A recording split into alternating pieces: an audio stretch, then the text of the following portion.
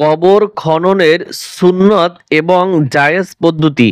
এই ভিডিওটি আমি সংগ্রহ করেছি বরিশাল ধর্মাদি মাদ্রাসার ওয়াজ মাহফিল থেকে।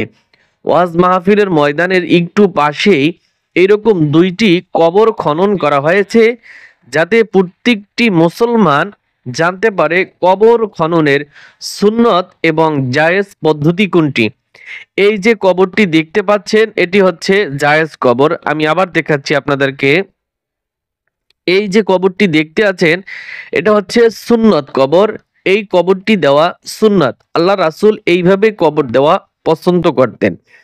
আর অপর পাশে যে এই কবরটি দেখতেছেন, এটা হচ্ছে জায়েজ কবর। এইটা দেওয়া জায়েজ, তবে সুন্নত আদায় হবে না। এখন আপনাদের কাছে আমি প্রশ্ন করি, আমাদের দেশে বর্তমানে যেভাবে কবর খনন করা হয়, এটি কোনো হাদিস মোতাবেক কবর নয়। এটি কোনো জায়েজ পদ্ধতি এবং সুন্নত পদ্ধতি কোনোটাই নাই। অতএব আমাদের এর থেকে আমাদের বেঁচে আসতে হবে। যেভাবে সুন্নত তরিকায় কবর দেওয়া হয়, এই যে পদ্ধতিটা এখানে দেখানো হয়েছে, এই পদ্ধতিতে আমরা সকলেই একটু কষ্ট হলেও এরকম কবর খনন করার চেষ্টা করব ইনশাআল্লাহ।